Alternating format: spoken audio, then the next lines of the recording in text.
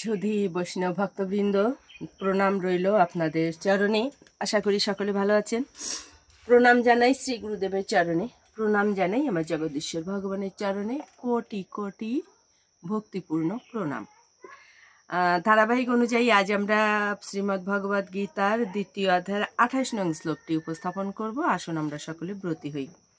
অজ্ঞানতিমিরান্ধস্য জ্ঞানাঞ্জন শালাকয়া চক্ষুরুন্মীলিতং যেন তস্मै শ্রী গুরুবে নমঃ।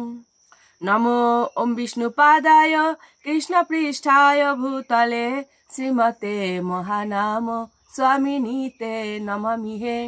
বাঞ্ছাকল্পতরুভ্যশ্চ কৃপা সিন্ধুপয়েব চ পতিতানাং পাবনেভ্যো বৈষ্ণবেভ্যো নমো নমঃ। গুরু কৃপা হি কেবলম, গুরু কৃপা হি কেবলম, গুরু কৃপা হি কেবলম। ওম শ্রী পরমাত্মনে নমঃ। ওম শ্রীমদ্ ভগবতে শ্রীগীতায় নমঃ। নারায়ণং নমস্কৃত্য নারং চৈব নরোত্তমম দেবীং সরস্বতীং ব্যাসং ততো জয়মুদীরয়েন। মুখং করোতি বাচালং পঙ্গুং লঙ্ঘয়েতে গিরিম ইয়েতে কৃপা তমহং বন্দে পরমানন্দ মাধবম। ওম নমো ভগবতে বাসুদেবায়। ওম নমো ভগবতে বাসুদেবায়। ওম নমো ভগবতে বাসুদেবায়। শ্রীমদ্ ভগবতে শ্রীগীতায় নমঃ। শ্রীগীতায় নমঃ। শ্রীগীতায় নমঃ। শ্রীমদ্ ভগবদ গীতা দ্বিতীয় অধ্যায় 28 নং শ্লোক। অব্যক্তাদীনি ভূতানি ব্যক্ত মধ্যানি ভারত অব্যক্ত নিধনানি এব তত্র কা পরিদেবনা। অনুবাদ: হে ভারত, সমস্ত সৃষ্ট জীব উৎপন্ন হওয়ার আগে অপ্রকাশিত ছিল, তাদের স্থিতিকাল প্রকাশিত থাকে এবং বিনাশের পর আবার অপ্রকাশিত হয়ে যায়। সুতরাং সেই জন্য শোক করার কি কারণ?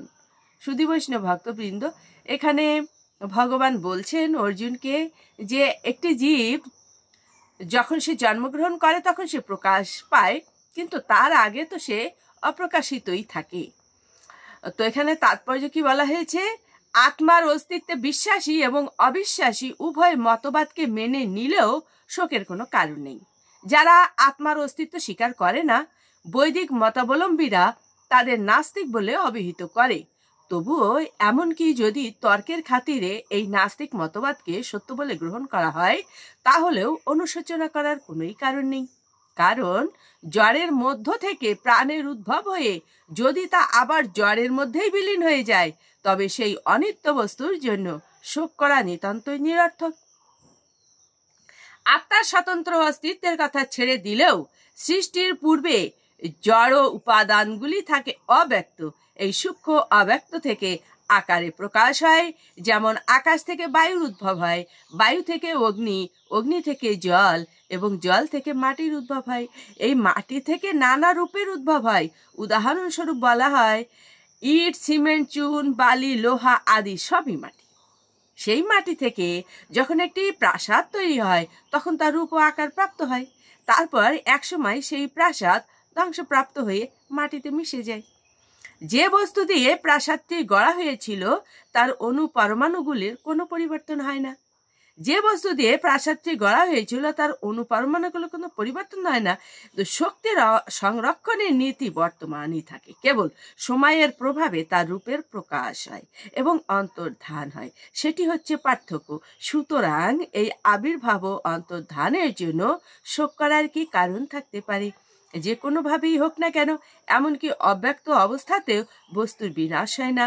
আদিতেও অন্তে জড়ের রূপ থাকে না, কেবল মধ্যে তার রূপ ও গুণের প্রকাশ হয়ে আমাদের ইন্দ্রিয় গ্রাহ্য হয়। সুতরাং এর ফলে কোনো জড়জাগতিক পার্থক্য সূচিত হয় না।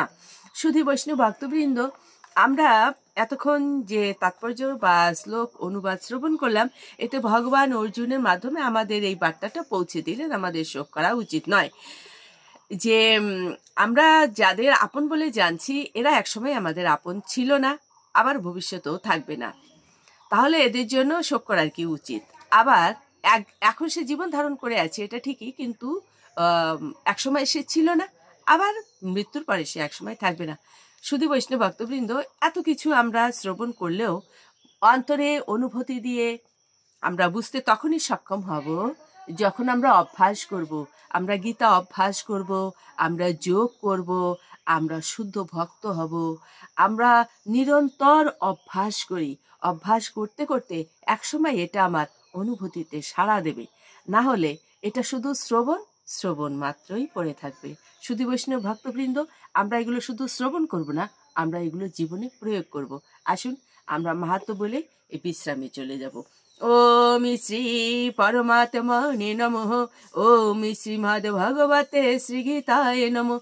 গঙ্গা গীতা চ সাবিত্রী সীতা সত্যপতি ব্রতা ব্রহ্মাবলীর ব্রহ্মবিদ্যা ত্রিসন্ধ্যা মুক্তি গেহিনী অর্ধমাত্রা চিতানন্দা ভবগ্নি ভ্রান্তি নাশিনী বেদত্রয়ী পরানন্দা তত্ত্বার্থ জ্ঞান মঞ্জুরি। ওম তৎসৎ। ওম নমো ভগবতে বাসুদেবায়। নমো ভগবতে বাসুদেবায়। নমো ভগবতে বাসুদেবায়। শ্রীমদ্ ভগবতে শ্রীগীতায় নমঃ। শ্রীগীতা।